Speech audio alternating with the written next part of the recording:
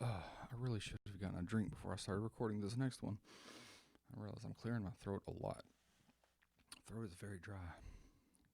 Dry, cold air here. All right.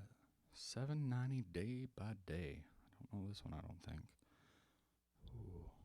Right off the bat, before I even start, anytime that the tenor and the alto are on the same note, I don't know. It's just an extra mental calculation that only one of my hands is going to play that note. So when you're sight reading and you run into that, it's like, well, which one of my fingers is going to play that? And that's going to sort of throw off the other line because you don't have that approach because that finger wasn't playing. All right.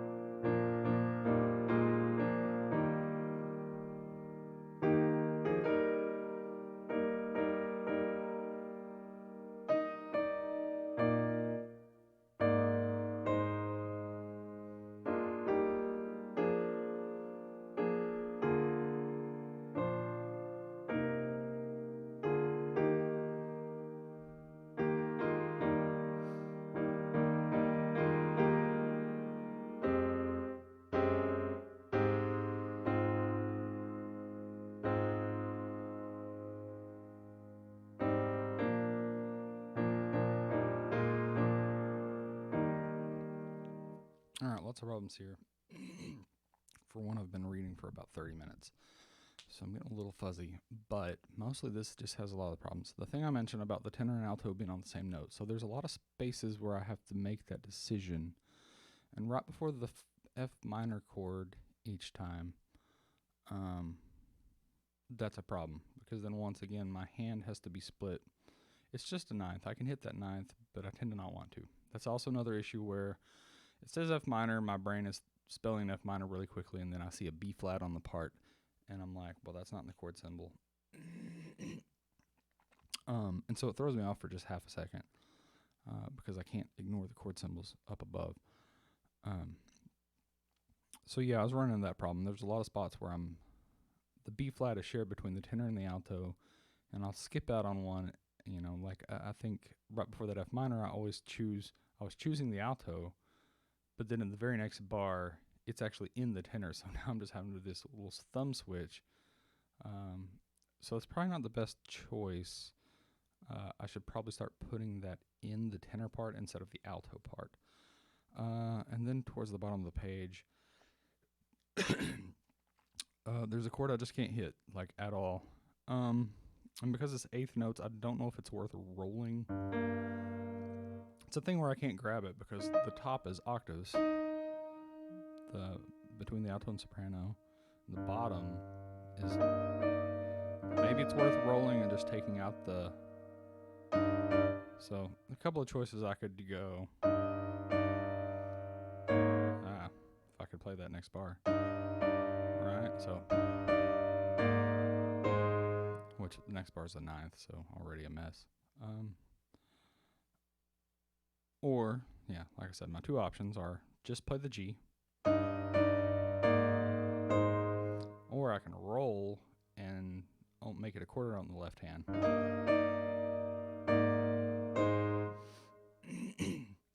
For reading, it's going to be a problem. But for making decisions for performance, I'd just have to see what I thought. Let's read it again.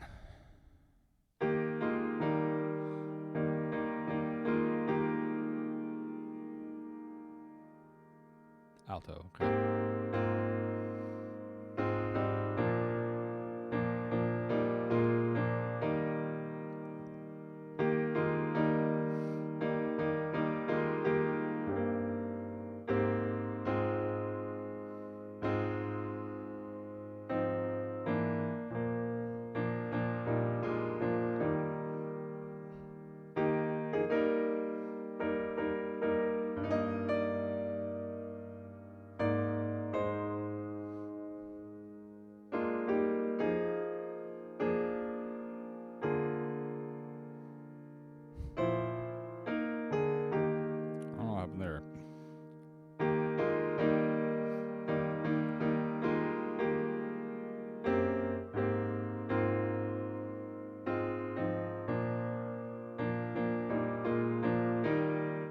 So I've gotten better at reading those weird spots where I have to make on-the-fly decisions, where things share the same finger or where there's a large jump. But this one really has a couple of spots that are messing me up.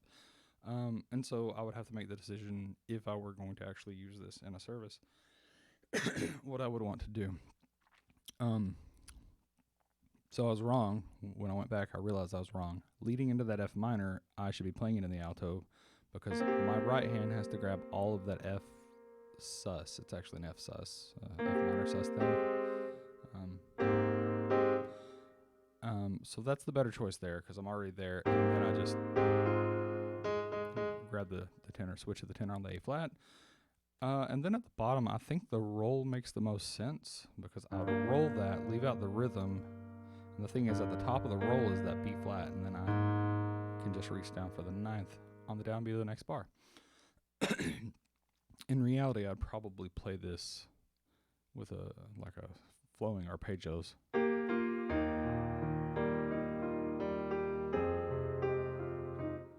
I'd have to know the melody a little better, but yeah.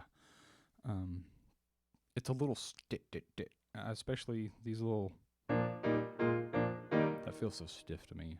I know some people probably like that traditional thing, but I found that most of the time people like the bigger flowing thing anyway. They're not missing those parts, because in most congregations, either people are not reading in parts, or if they're a person who can read parts, if there's somebody who can actually read the tenor line, they don't care if I'm playing the tenor line. As long as I'm not doing something that harmonically obscures the tenor line, they can read the tenor line and have my much fuller accompaniment.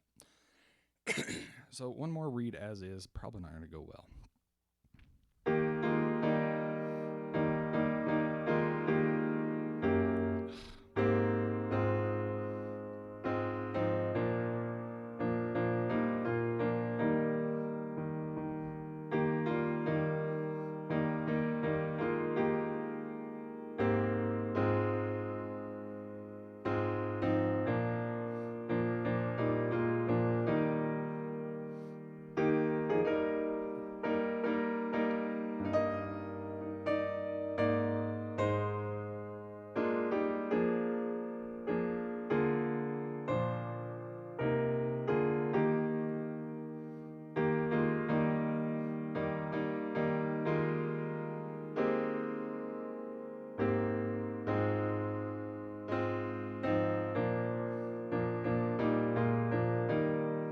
So yeah, I noticed that that time I had made my decisions. By the third reading, I'd made my decisions about what I was going to do in most places.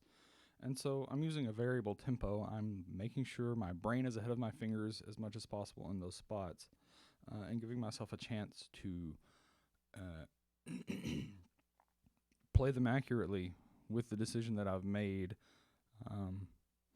rather than just trying to play through.